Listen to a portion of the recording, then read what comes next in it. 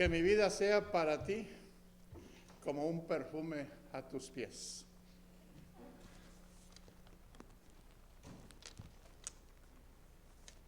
Vamos a la carta del apóstol Pablo a los Filipenses.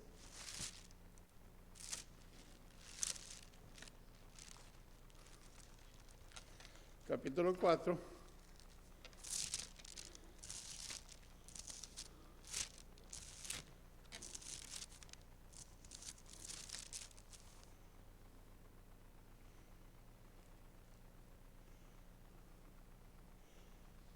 Versos del 1 hasta el 5.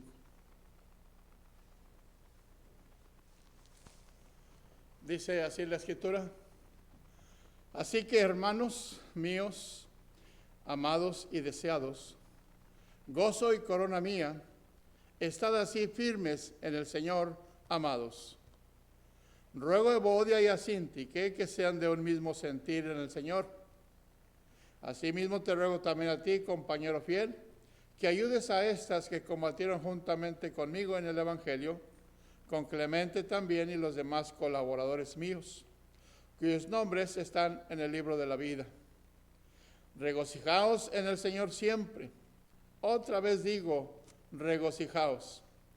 Vuestra gentileza sea conocida de todos los hombres. El Señor está cerca. Padre, te alabamos en esta hora y bendecimos tu nombre, Señor, por darnos la oportunidad de estar delante de ti en esta mañana. Y conscientes de esto, Señor, queremos rogarte que perdones, Señor, nuestros pecados. Haz memoria de cada uno de ellos en la cruz del Calvario, Señor, y mira nuestro corazón, mira nuestra mente. Borra, Señor, limpia todo pensamiento indigno, Señor, todo sentimiento que no te glorifique. Y Padre, que tu palabra sea la que hable en esta mañana, Señor, a nuestros corazones. Tu Espíritu Santo conoce perfectamente cómo somos, cómo estamos y qué hemos hecho. Señor, juzga tú y bendice a tu iglesia en esta mañana. Por Cristo Jesús. Amén.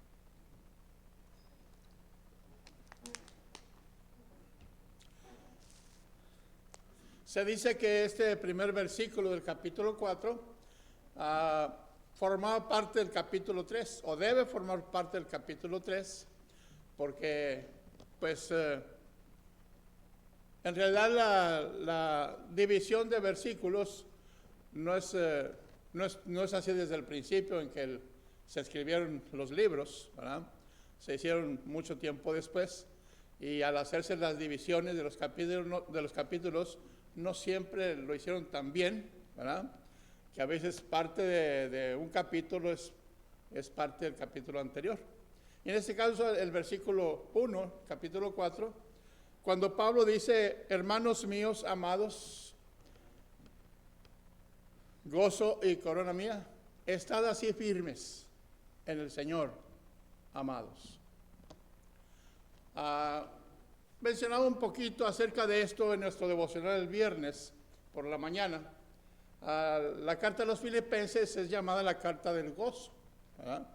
Porque Pablo expresa en ella no solamente todas las vicisitudes, todas las dificultades que él ha atravesado durante su ministerio, pero también expresa el gozo que ha mantenido siempre en su corazón a pesar de las dificultades. Y es de esa manera que Pablo expresa en esta carta, ¿verdad?, que pese a lo que podamos estar enfrentando usted y yo en estos tiempos actuales, hay algo que nunca debería perderse, y es el gozo que produce el Espíritu Santo en nuestra vida. El gozo es uno de los frutos del Espíritu Santo, ¿verdad? Entonces, cuando mantenemos siempre una relación estrecha con Dios y aprendemos a apoyarnos en Dios, a descansar en Él, en su palabra, en sus promesas, cuando buscamos la guía de su palabra para nuestra vida diaria, pues podemos mantener sin duda ese gozo que ha producido en nosotros, quizás desde el mismo momento en que le recibimos como Salvador personal.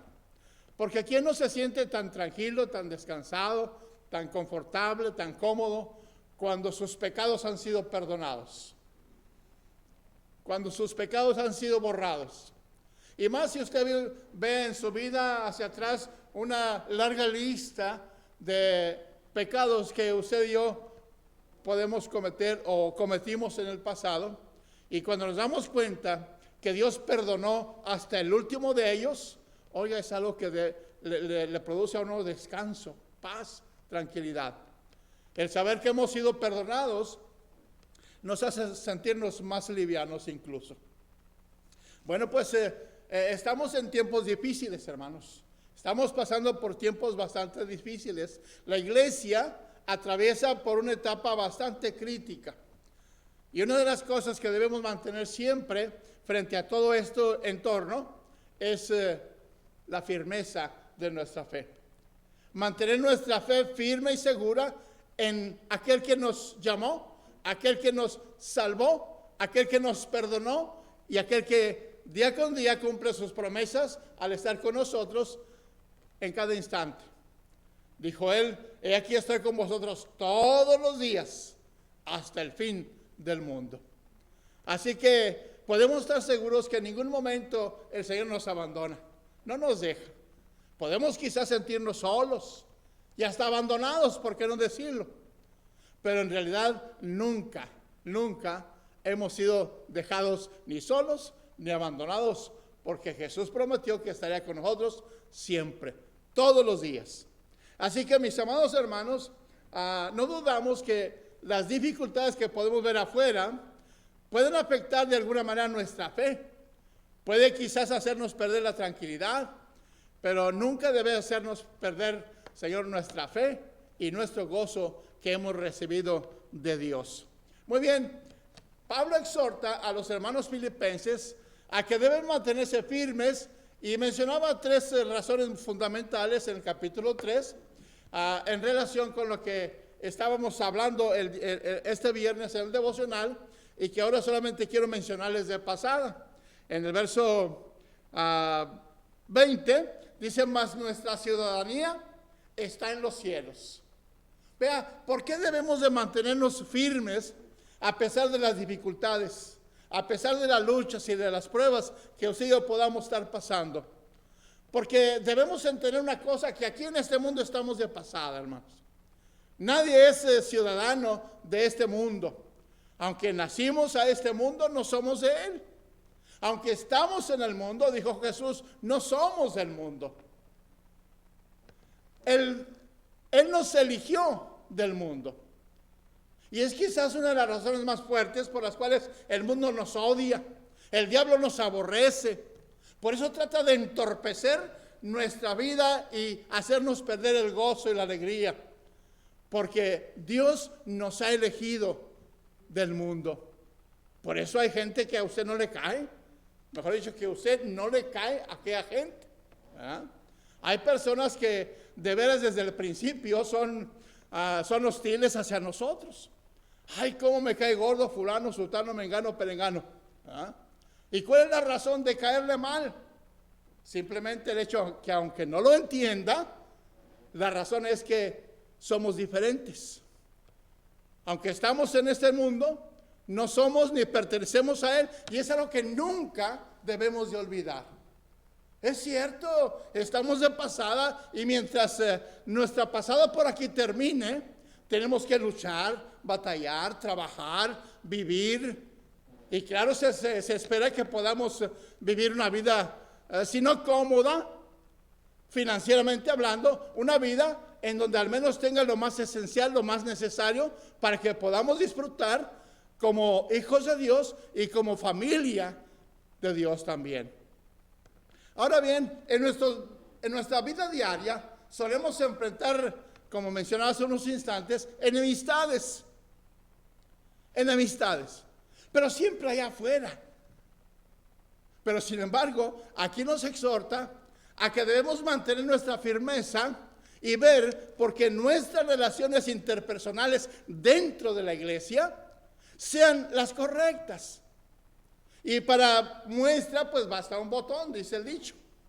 Y dice en el versículo 2 de este capítulo 4, dice, ruego a Evodia y a Síntique que sean de un mismo sentir en el Señor.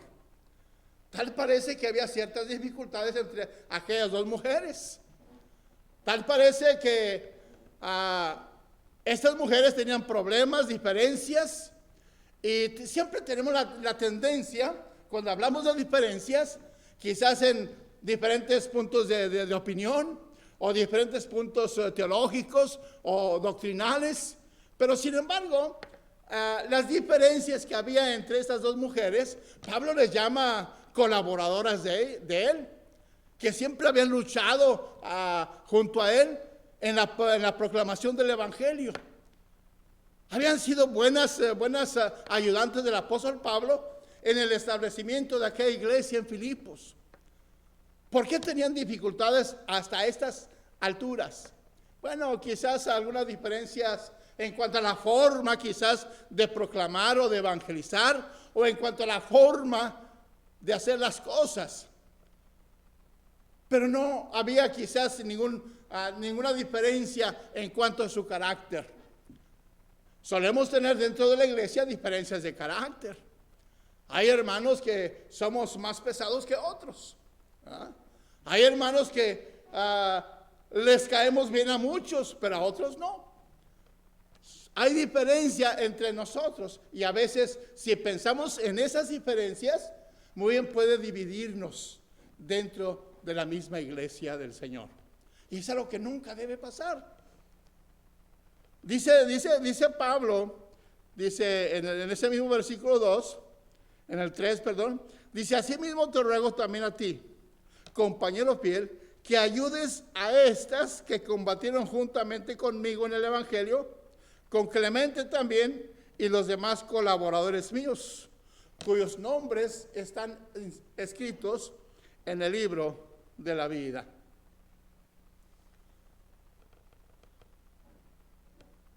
Le pide Pablo a este compañero, no sabemos el nombre en realidad, a quien escribió directamente esta carta.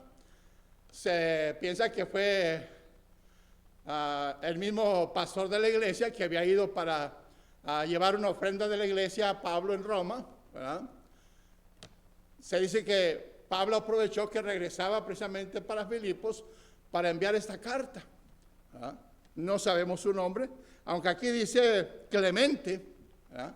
Clemente, pero le llama compañero fiel, compañero fiel. Clemente pudo haber sido quizás el que se quedó en lugar del pastor que en su salida pues no puede dejar sola la iglesia, y le pide que ayude a estas dos mujeres a que se pongan de acuerdo, a que traten de mantener la unidad, la armonía, que es lo más importante dentro de una iglesia, que haya unidad y armonía. No solamente que nos llevemos bien, no solamente que nos reunamos, no solamente que tengamos compañerismo, pero que dentro de todo eso mantengamos siempre la unidad y la armonía, a pesar de nuestras diferencias que podamos tener unos y otros. La armonía. ¿Y por qué es tan importante la armonía, la unidad dentro de la iglesia? Porque somos testimonio al mundo, hermanos.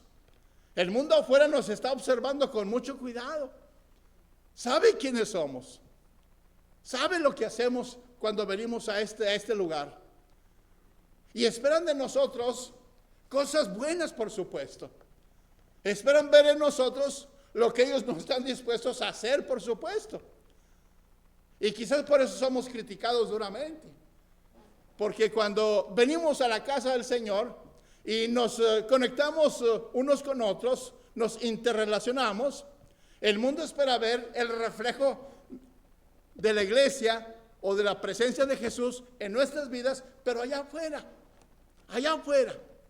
porque es allá donde debemos proclamar el Evangelio. Aquí ya lo oímos, aquí ya lo escuchamos, aquí hacemos uso de él para nuestra edificación personal, pero allá afuera la gente necesita no solamente la proclamación verbal del Evangelio, pero necesitan verlo en nosotros, que lo estamos viviendo, que lo estamos practicando, para que de esa manera no les quepa la menor duda de que lo que proclamamos como un evangelio es algo práctico en nuestra vida personal.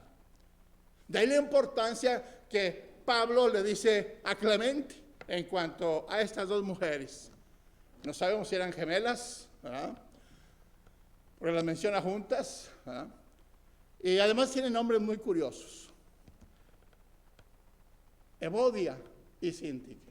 No son dos nombres muy buenos como para que usted quiera ponérselo a sus hijas, ¿verdad?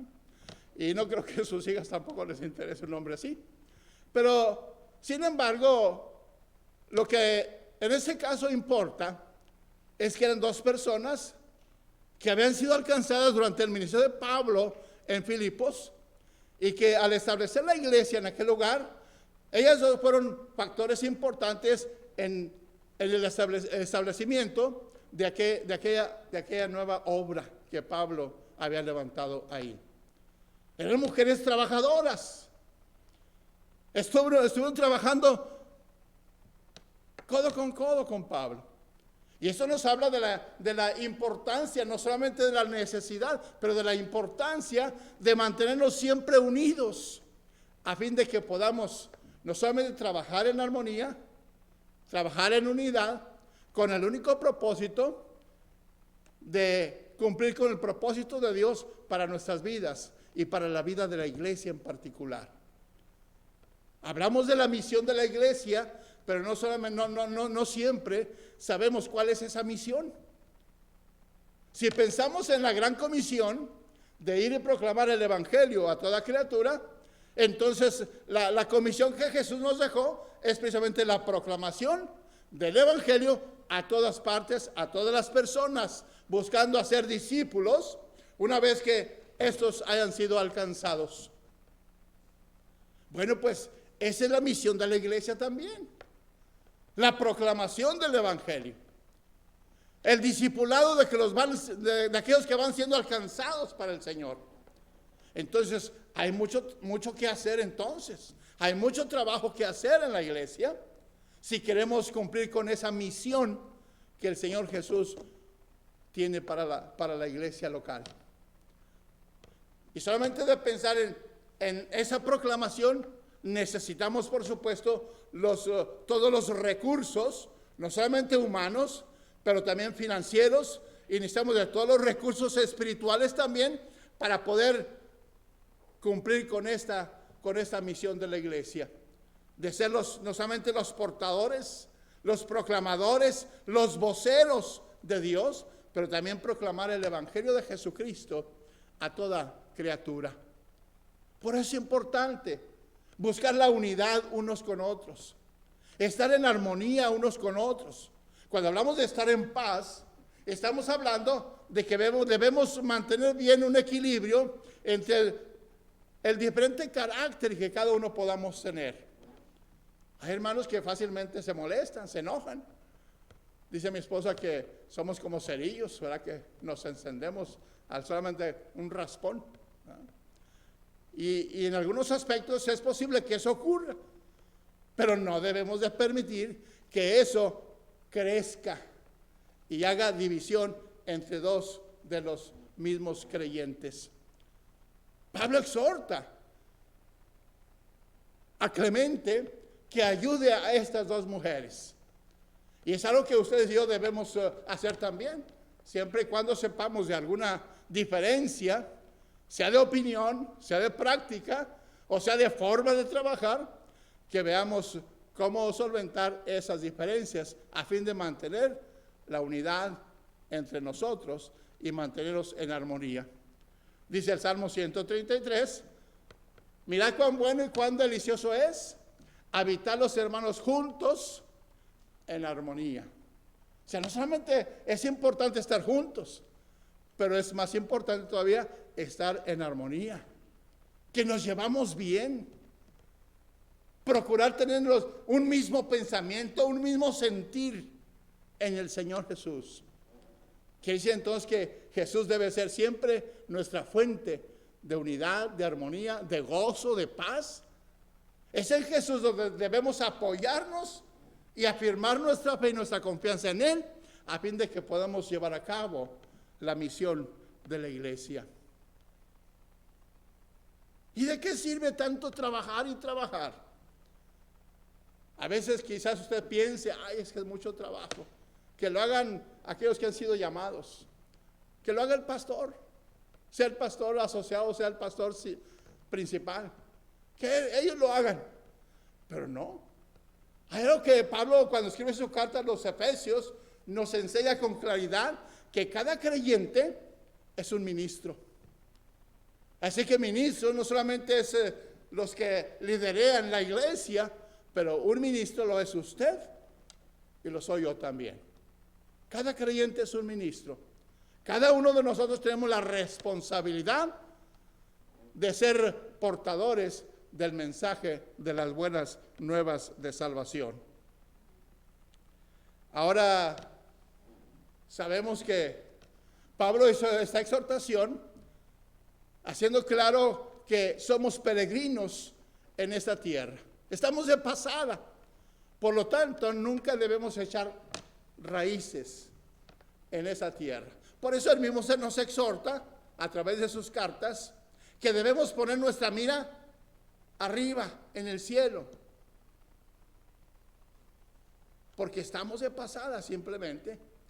Debemos ver las cosas que están arriba. Preocuparnos por las cosas celestiales más que por las cosas materiales. Las cosas materiales son pasajeras, pero las espirituales son eternas. Así que hagamos ese equilibrio que necesitamos al preocuparnos. Sí, hay que preocuparse porque hay que comer, que vestir, que calzar, qué sé yo. Pero que pensemos siempre que estamos de pasada y que nuestra meta final, nuestro destino eterno es el cielo.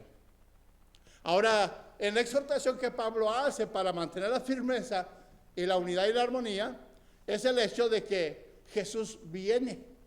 Lo menciona en el versículo 21. En el mismo versículo 20, dice, de donde también esperamos al Salvador, al Señor Jesucristo. ¿Qué quiere decir esto? Que el Señor Jesús viene. Él viene para dar recompensa, por supuesto, a todos aquellos que dieron buen testimonio, fueron buenos siervos, fueron buenos ministros, cumplieron con su responsabilidad de hacer lo suyo, lo que le corresponde a usted en el reino de Dios, y escuchará con toda seguridad las mismas palabras que mencionaba el mismo Señor Jesús. Bien, buen siervo y fiel. Sobre poco has sido fiel, sobre mucho te pondré. Entra en el gozo de tu Señor. Y qué hermoso sería eso, hermanos.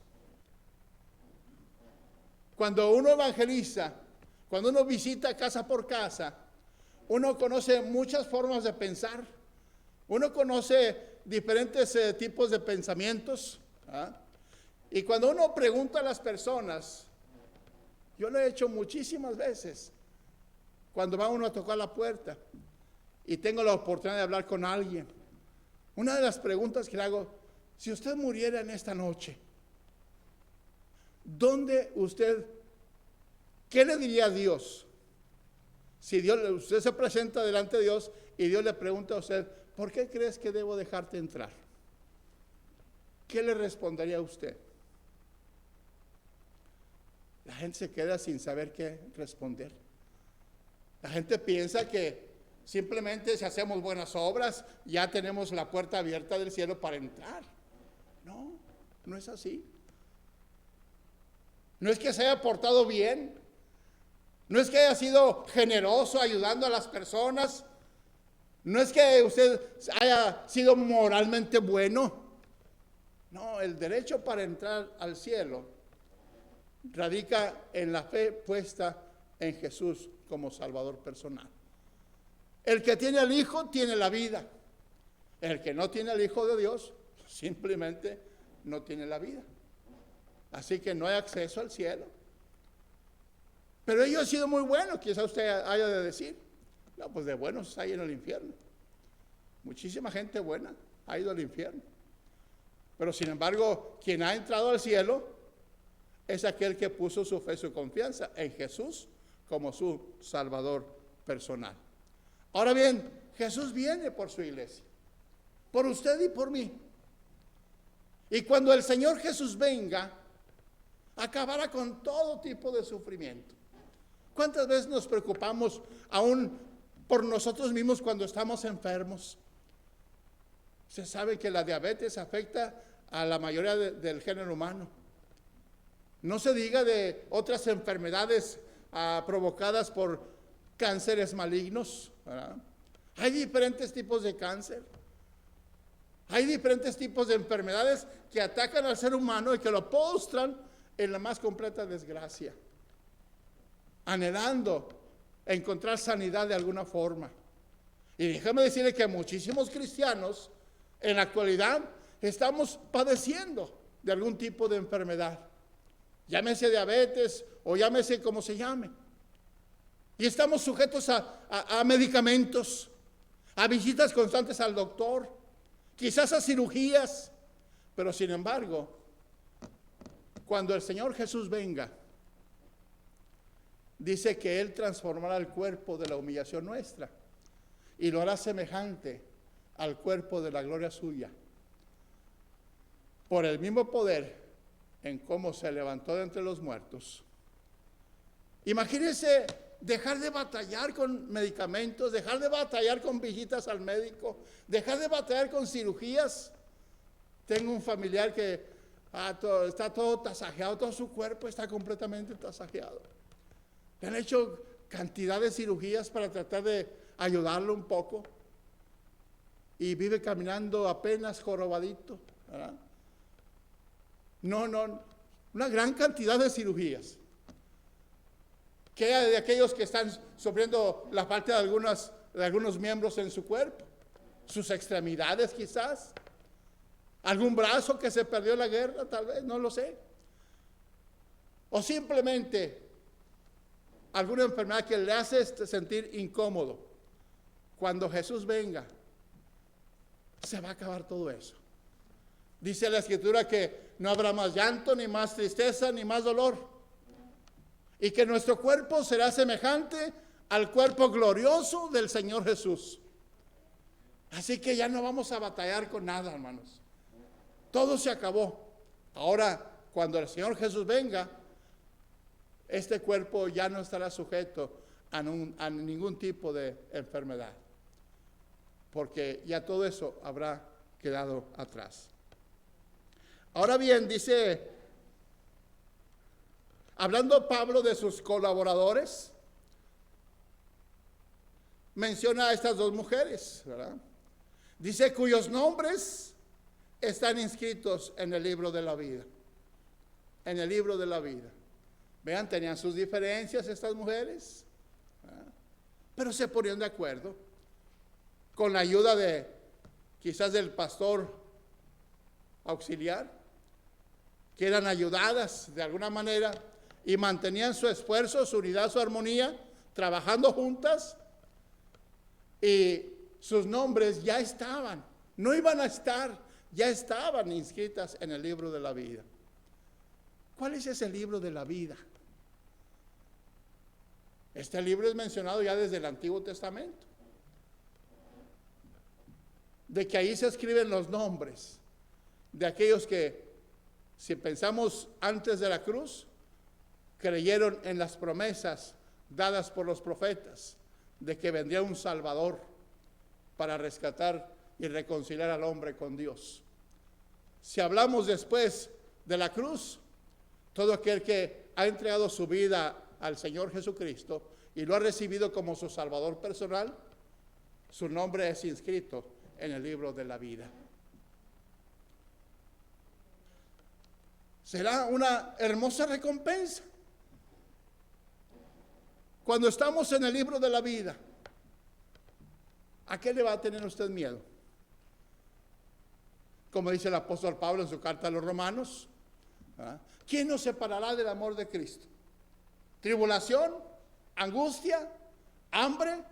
¿Persecución? ¿Peligro? ¿Espada? Antes, dice Pablo, en todas estas cosas acabo de mencionar, somos más que vencedores.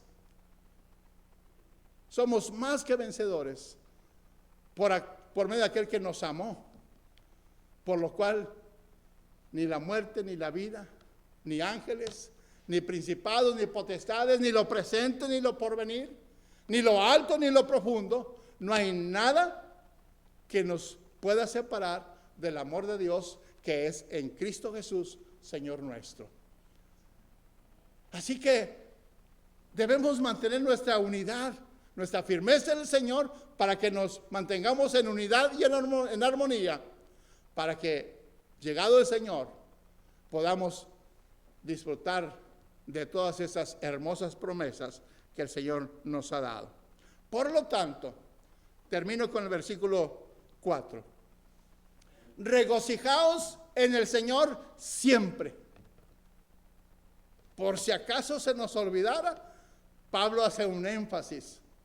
Otra vez les digo, regocíjense, gócense, alégrense, mantengan el gozo, la alegría. Cuando escribe su carta a los romanos, dice que todas estas aflicciones presentes no son comparables con la gloria que en nosotros ha de manifestarse cuando el Señor Jesús venga. ¿Qué tanto puede usted padecer? ¿Qué tanto puede usted sufrir? Si hablamos físicamente, lo peor que le puede pasar, o mejor dicho, lo mejor que le puede pasar es la muerte. Porque la muerte es la puerta que se abre para que usted pueda tener acceso al reino de los cielos. Para que usted tenga acceso al cielo. Así que ¿a qué le tiene miedo usted? ¿Hambre? ¿Desnudez? ¿Peligro? ¿Espada? ¿Peligro de muerte? No. Antes en todo esto no solamente somos vencedores, más todavía que vencedores. Así que debemos mantenernos unidos, en armonía, firmes en el Señor. En el Señor. ¿Cómo está su fe en Jesucristo? ¿Ha creído en Él como Salvador personal? ¿Lo ha hecho usted el Señor de su vida?